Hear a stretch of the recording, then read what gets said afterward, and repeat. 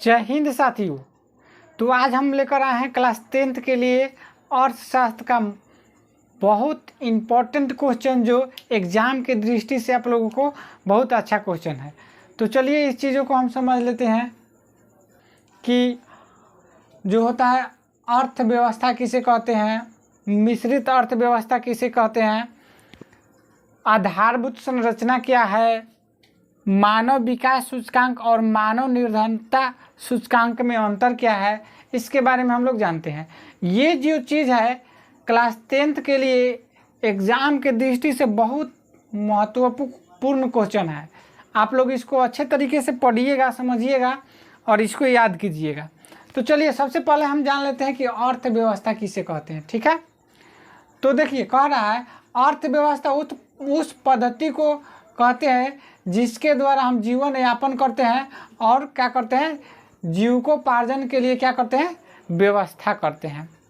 यानी कहने का मतलब हुआ कि हम क्या करते हैं कि अपने जीवन को यापन करने के लिए, जीवन व्यतीत करने के लिए क्या करते हैं, कुछ ना कुछ पैसा की ज़रूरत होती है, कुछ ना कुछ और आवश्यक वस्तु की ज़रूरत होती है। तो इसके माध्यम से यानी हम लोग क्या करते हैं, अपने जीवन को व्यतीत करने के लिए उस चीज़ों को व्यवस्था करते हैं जो हमें आवश्यक है। ये चीज़ को व्यवस्था करते हैं तो किसके अंतर्गत चला जाएगा, ये कहलाएगा अर्थव्यवस्था। क्या कहलाएगा, अर्थव्यवस्था। यानी हम लोग जीवन व्यतीत करने के लिए क्या करते हैं, विभिन्न वस्तुओं और सेवाओं का उत्पादन करते हैं और उपभोग के माध्यम से अपनी जीवन को उत्तरोत्तर क्या करते हैं, सुखी और क्या करते हैं, समृद्धि करते हैं। ठीक है, यानी कहने का मतलब हुआ इसमें क्या करते हैं, विभिन्न वस्तुओं एवं सेवाओं का उत्पादन किया जाता है और क्या किया जाता है, उपभोग के माध्यम से अपने जीवन को क्या करते हैं, उत्तरोत्तर सुखी और समृद्ध बनाते हैं। क्या कहलाएगा, अर्थव्यवस्था कहलाता है। ठीक है, इसके बाद समझ लेते हैं कि मिश्रित अर्थव्यवस्था क्या होता है। क्या होता है, मिश्रित अर्थव्यवस्था क्या होता है।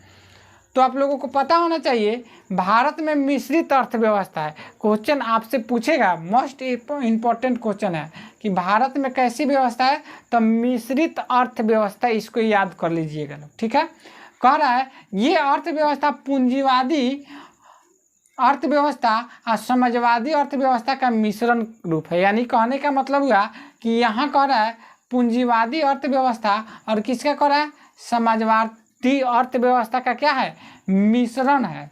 ठीक है, उसके बाद पॉइंट कह रहा है अर्थव्यवस्था वे अर्थव्यवस्था है जहाँ उत्पादन के साधनों का स्वामित्व सरकार के पास रहेगा और क्या होगा, निजी व्यक्ति के पास होता है। ठीक है, यानी कहने का मतलब हुआ इसमें क्या होता है, मिश्रित अर्थव्यवस्था के अंतर्गत उत्पादन के साधनों का स्वामित्व किसके पास रहेगा, सरकार के पास, और किसके पास रहेगा, निजी व्यक्तियों के पास रहता है। ठीक है, ऐसी व्यवस्था को क्या कहेंगे, मिश्रित अर्थव्यवस्था कहते हैं। चलिए अगला क्वेश्चन समझ लेते हैं, आधारभूत संरचना क्या है। तो आधारभूत संरचना जो है देश के आर्थिक विकास में सहायक जितने भी कारक होते हैं उसको क्या कहते हैं, आधारभूत संरचना कहते हैं। कहने का मतलब हुआ देश में जितने भी कारक है जो क्या कर रहा है, देश को विकास की ओर यानी आर्थिक विकास की ओर ले जा रहा है, उन सभी चीज़ों को क्या कहेंगे हम, आधारभूत संरचना कहेंगे। ठीक है, यानी कहने का मतलब हुआ कि अब जैसे में बात किया जाए तो बिजली, संचार, विद्यालय, परिवहन, बैंक, चिकित्सा और भी बहुत सारा चीज़ हो सकते हैं जो हमारे देश के क्या करते हैं, आर्थिक व्यवस्था को विकास करते हैं। इस प्रकार के चीज़ों को क्या कहेंगे, और आधारभूत संरचना कहते हैं। ठीक है, इसके बाद कह रहा है मानव विकास सूचकांक और मानव निर्धनता सूचकांक में अंतर बताना है। ठीक है, तो देखिए यहाँ पे कह रहा है कि जीवन आशा, जीवन स्तर, शिक्षा प्राप्ति के सूचकांक मिलकर क्या करते हैं,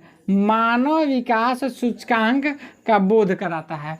यानी ये होगा जीवन स्तर हो जाएगा, जीवन स्तर हो जाएगा, जीवन आशा हो जाएगा, शिक्षा हो जाएगा।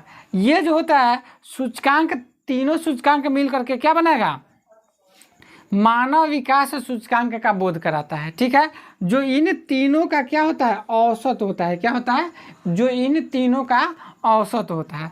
उसके बाद कह रहा है दूसरी ओर मानव निर्धनता सूचकांक निर्धनता की स्थिति की जानकारी देता है। यानी ये दूसरी ओर क्या करेगा, मानव निर्धनता सूचकांक क्या करेगा, निर्धनता स्थिति की जानकारी देता है। बात समझ में आ रहा होगा। यह कुछ क्या करता है, परंपरागत निर्धनता का क्या है, अनुपात से मिलता है। ठीक है, तो ये जो कह रहा है कि दूसरी ओर क्या कर रहा है, मानव निर्धनता सूचकांक निर्धनता की स्थिति की जानकारी देता है। ठीक है, उसके बाद कहता है यह कुछ क्या होता है, परंपरागत निर्धनता का अनुपात होता है।